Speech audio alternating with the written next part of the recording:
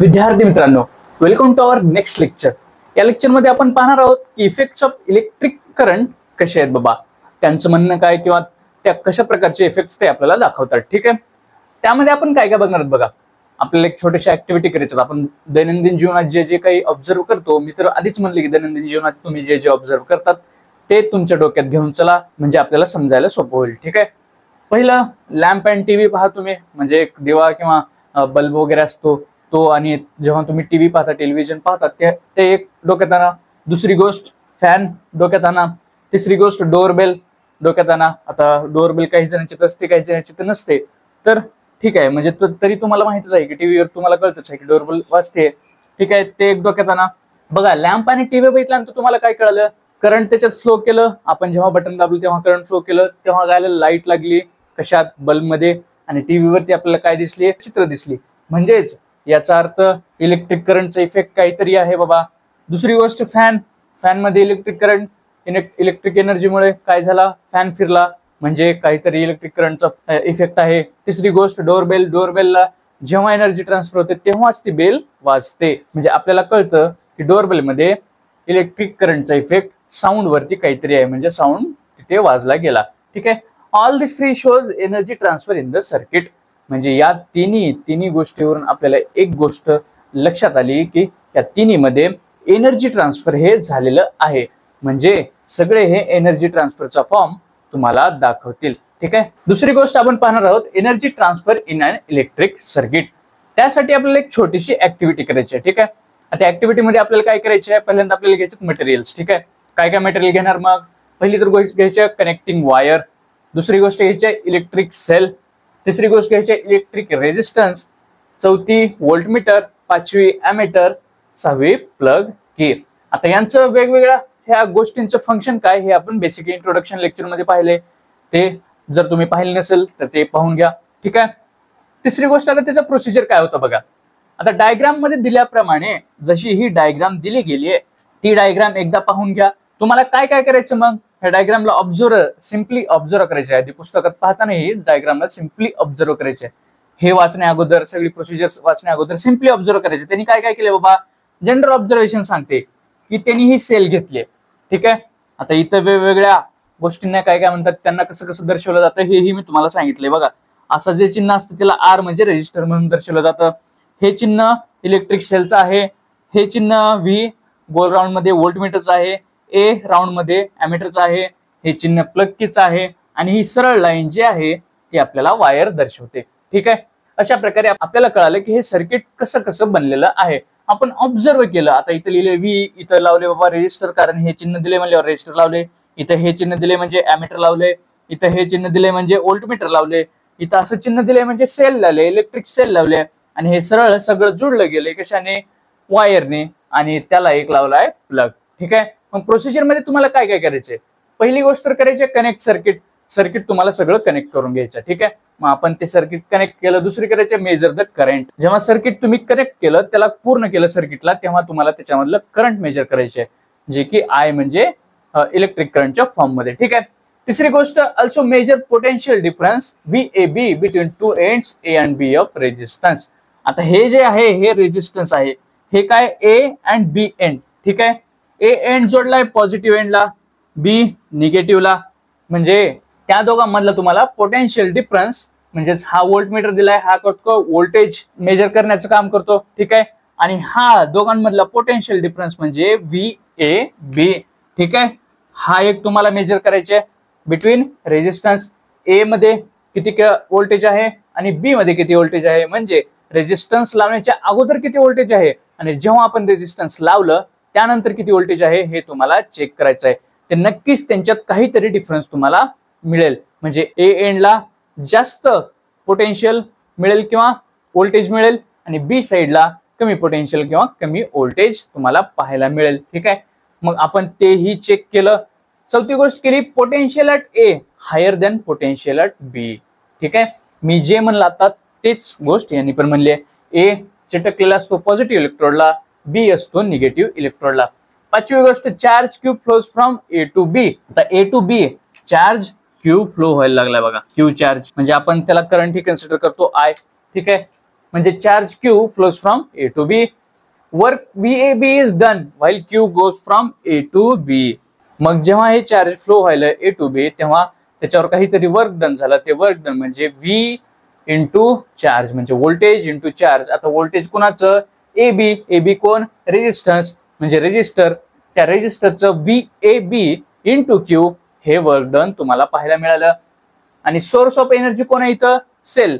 जी sale इथं दिली गेलेली आहे, बॅटरीची सेल असते, ती आहे सोर्स ऑफ एनर्जी. अशा प्रकारे आपण हे एक्सपेरिमेंट सेटअप केला. ठीक आहे, हे एक्सपेरिमेंट सेटअप केल्यानंतर आता आपण मग पुढे काय करणार बाबा? ठीक आहे, मग आपल्याला कसं कळणार की energy transfer in electric circuit कशी झाली, काय झाली, हे आपण आता पाहू. ठीक आहे, आता बघा आपण एक छोटासा एक्सपेरिमेंट केला. ठीक आहे, छोटा एक्सपेरिमेंट काय केला आपण? एक सर्किट त्याला अटॅच केलं, म्हणजे सर्किट कम्प्लीट केलं आणि प्रत्येकाची ऍक्टिव्हिटी सांगितली की काय काय केलं आपण. पोटेन्शियल डिफरन्स मेजर केला आपण. मग जेव्हा चार्ज फ्लो होत होतं त्याच्यात तेव्हा त्याचं वर्क डन हे काढलं, काय होतं? VAB into Q. अशा प्रकारे आपण सगळं सांगत गेलो. आता हे गोष्ट समजून घेण्यासाठी असं समजून घ्या की मी जे जे सांगतोय त्या गोष्टी पटतात का नाही तुम्हाला बघा. ठीक आहे, आणि असं समजून घ्या की ती स्टोरी जणू आहे. ठीक आहे, आता कसं आहे, सायन्स समजणं म्हणजे इमॅजिनेशन पॉवर खूप लागते. ठीक आहे, आता तुम्ही म्हणताल की सर इमॅजिनेशन पॉवर लागते, सगळं तर ऑलरेडी अवेलेबल आहे, व्हिडिओज वगैरे अवेलेबल आहेत, मग आम्ही तेच का नाही बघायचे? ठीक आहे, तुम्ही म्हणता इमॅजिनेशन का बरं आम्ही तसं करायचं? बघा, कोणत्याही ब्रेनला विकसित होण्यासाठी त्याला थोडीशी काय म्हणतात गती देण्यासाठी त्याला काम करण्याची गरज असते. आणि बुद्धीला जर काम नाही मिळालं, जर सगळं आयतोबा मिळालं, तर बुद्धीची चालना कशी होणार आहे बाबा? बुद्धीचा विकास कसा होणार आहे हे ही गोष्ट समजून घ्या तुम्ही. ठीक आहे, काही दिवसांत तुम्हाला तेही कळेल की हा बाबा ती गोष्ट समजण्यासाठी मग आपल्याला काय काय असतं, ऍप्टिट्यूड टेस्ट ज्या असतात त्या आपण दिल्या पाहिजेत आणि बुद्धीची चालना वाढवली पाहिजे. असो, तो वेगळा पार्ट. ठीक आहे, इथे या, मी काय म्हणतो ते पटते का बघा. ठीक आहे, पहिली गोष्ट, आपण ती सेल जी सर्किट मध्ये लावली होती, ती सेल काय करते? हो, energy through charge Q to resistance. ती सेल एनर्जी देते कुणाला? रेजिस्टन्सला, थ्रू द चार्ज Q. ठीक आहे, Q ह्या चार्जच्या रूपात ती रेजिस्टन्सला एनर्जी देते. आणि एनर्जी दिल्यानंतर काय होतं मग? Work performed VABQ in time T. मग आता एनर्जी देते, तर एनर्जी दिल्यानंतर वर्क तिथं परफॉर्म होतं. मग वर्क परफॉर्म कोणत्या रूपात होतं बघा? आपण बघितलं होतं की वर्क डन काय होतं? VABQ in time T. म्हणजे जसा जसा टाइम पास होईल तसा त्या टाइम नुसार तिथे VABQ हे वर्क परफॉर्म होईल. मग म्हणजे काय बाबा? म्हणजे काय होईल? During that time energy VABQ given to resistor, असा त्याचा अर्थ होतो. म्हणजे एनर्जी त्या टाइम मध्ये किती दिली गेली हे आपल्याला लक्षात येतं. म्हणजे VABQ एवढी एनर्जी त्या रेजिस्टरला आपण टाइम T मध्ये दिली. ठीक आहे, म्हणजेच काय? दिस एनर्जी रिसिव्ड बाय रेजिस्टर. म्हणजे आपण जेवढी एनर्जी दिली होती तेवढीच एनर्जी त्या रेजिस्टरनी रिसिव्ह ही केली आहे. ठीक आहे, म्हणजे स्वतःकडे घेतली देखील आहे जेवढी आपण दिली आहे. आता जेवढी आपण दिली आहे त्याचं त्या रेजिस्टरनी काय केलं? Converted into heat energy. बघा, आपण इफेक्ट ऑफ इलेक्ट्रिक करंट बघत होतो, आपण टीव्ही वगैरे सगळे अप्लायन्सेस बघितले. आता आपण आलोय की त्याची प्रोसेस नेमकी काय होती, आणि त्या प्रोसेस मध्ये कळालं की आता इथं बघा, converted that he into heat energy. म्हणजे जे काही इलेक्ट्रिक करंटची एनर्जी होती, इलेक्ट्रिक एनर्जी होती, ती कुठे केली? हीट एनर्जी मध्ये. So temperature of resistor increase झालं, हीट एनर्जी मध्ये गेले म्हणजे टेम्परेचर ऑफ रेजिस्टर इन्क्रीज झाले. आता टेम्परेचर ऑफ रेजिस्टर इन्क्रीज झाले म्हणजेच काय हो? Power equals to P equals to electrical power. म्हणजे मी त्याला असं लिहू शकतो का? आता बघा, रेजिस्टरने हीट एनर्जी मध्ये कन्व्हर्जन केले इलेक्ट्रिक एनर्जीचं, म्हणजे त्याचं टेम्परेचर वाढले. म्हणजे मी त्याला असं लिहू शकतो का त्याच्यावर काहीतरी पॉवर झाली आहे किंवा पॉवर जनरेट झाली आहे? म्हणजे P म्हणजे इलेक्ट्रिकल पॉवर. म्हणजेच काय? एनर्जी बाय टाइम रिक्वायर्ड, असा त्याचा फॉर्म्युला येतो. म्हणजे जेवढी एनर्जी आपण दिली गेली आहे विथ रिस्पेक्ट टू टाइम त्यालाच आपण पॉवर असं म्हणतो.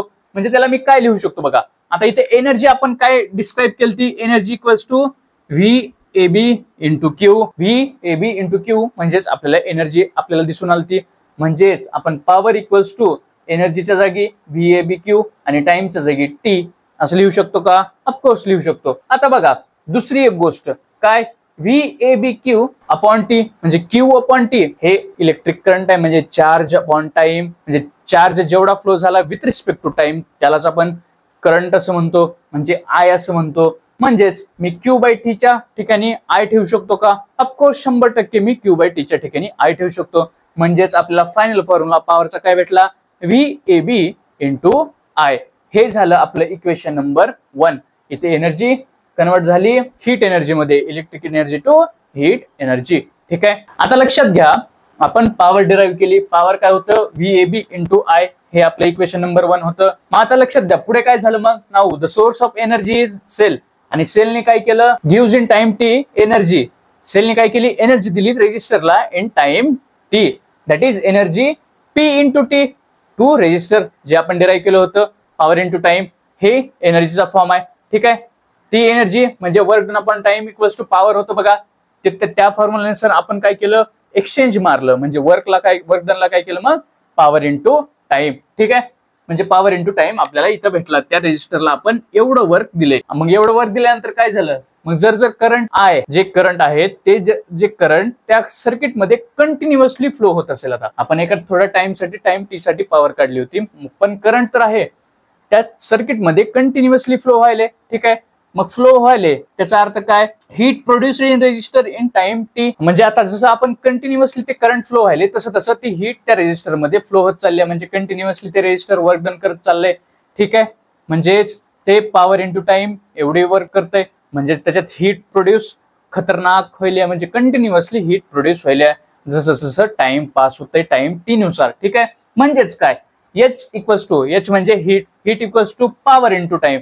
आता इथं वर्कचं फॉर्म घेतलं हीटने, कारण हीट प्रोड्यूस झाली म्हणजेच वर्क प्रोड्यूस झालं, म्हणजेच पॉवर इंटू टाइम प्रोड्यूस झाला. पण आपल्याला माहित होतं की इक्वेशन 1 नुसार power equals to VAB into I, P equals to VAB into I, म्हणजेच एचचा फॉर्म्युला होता H equals to P into T. त्यात आपण काय केलं, पीच्या जागी व्हीएबी इंटू आय ठेवलं आणि हे पी काढून टाकलं, H equals to VAB into I into T. अशा प्रकारे आपला फॉर्म्युला भेटला हीटचा. हे झालं आपलं इक्वेशन नंबर 2. मग आता इक्वेशन नंबर 2 आपल्याला असं भेटलं, पण अकॉर्डिंग टू ओम्सला जर आपण बघायला गेलो तर करंटचं काय काय होतं किंवा व्होल्टेजचं आणि रेजिस्टन्सचं जे रिलेशनशिप होतं ते आपण रिलेशनशिप इथे यूज केलं, V equals to I R, हा ओम्सला आपल्याला म्हणतो. या केसमध्ये VAB equals to I into R, हे आपल्याला माहिती आहे. Since I equals to VAB by R, म्हणजे ह्याला जर आपण इंटरचेंज केलं तर आय आपल्याला काय भेटतं, व्हीएबी बाय आर. ठीक आहे. त्या सेम आयला आपण काय केलं, एच हीटच्या फॉर्म्युल्यामध्ये ठेवलं, म्हणजे इक्वेशन नंबर 2 मध्ये आपण आयला ठेवण्याचं काम केलं, म्हणजे व्हीएबी इंटू आय इंटू टी, हे आपलं इक्वेशन नंबर 2. त्या इक्वेशन नंबर 2 मध्ये आपण काय केलं, हे आय इथं आणून ठेवलं. ठीक आहे. म्हणजेच आपल्याला फॉर्म्युला काय भेटला, एच इक्वल्स टू व्हीएबी, सेम व्हीएबी, आयच्या जागी व्हीएबी इंटू आर, म्हणजे आयच्या जागी व्हीएबी इंटू आर इंटू टीच्या जागी टी, सेम. मग आता व्हीएबी आपल्याला दोनदा सापडले, मग एच इक्वल्स टू व्हीएबीचा square into T by R, हे एक इक्वेशन आपल्याला सापडलं. आता हे इक्वेशन जरी सापडलं तरी सिमिलरली त्याचप्रमाणे काय होतं, व्हीएबी इक्वल्स टू आय आर, हे आपल्याला माहित होतं, म्हणजे आपण ह्या व्हीएबीच्या जागी ही आय आर ठेवू शकलो असतो. आपण पहिल्यांदा काय केलं, ह्या आयच्या जागी व्हीएबीचा फॉर्म्युला ठेवला, म्हणजे त्याला व्हीएबी मध्ये कन्वर्ट केलं.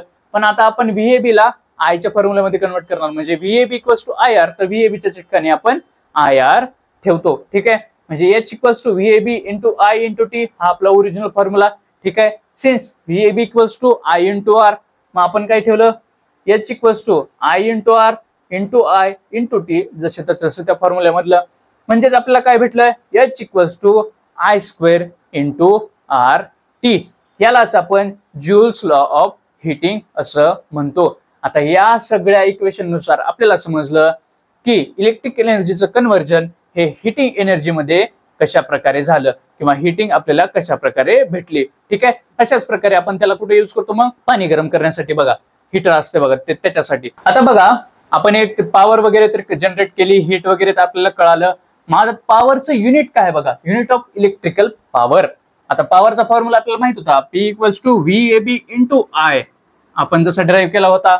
म्हणजेच व्हीएबी म्हणजेच व्होल्ट, आय म्हणजेच अँपियर म्हणजेच करंट. ठीक आहे. व्हीएबी म्हणजेच व्होल्टेज, त्याचं युनिट आपल्याला व्होल्ट भेटतं. आय म्हणजे करंटचं युनिट आपल्याला अँपियर भेटतं.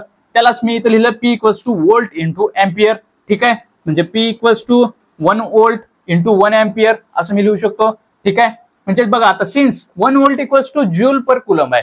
ठीक आहे. 1 joule per 1 coulomb equals to voltage आहे. 1 व्होल्ट इक्वल्स टू किती, आता अँपियर म्हणजे करंट, म्हणजे चार्ज किती पास झाले पर सेकंड हे आपल्याला दर्शवतंय, म्हणजेच 1 ampere equals to coulomb per second. ठीक आहे. So power equals to 1 volt into 1 ampere, म्हणजेच पॉवर इक्वल्स टू असं लिहू शकतो का 1 joule per 1 coulomb into 1 coulomb per 1 second. ठीक आहे.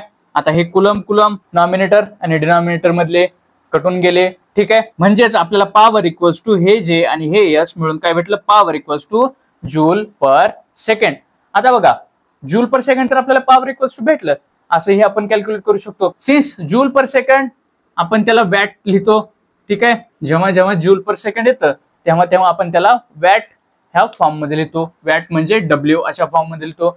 So unit of electric power equals to watt, म्हणजेच डब्ल्यू न आपण त्याला असं दर्शवतो. म्हणजे पॉवर आपण वॅट मध्ये सांगतो, वॅट मध्ये सांगतो. ठीक आहे.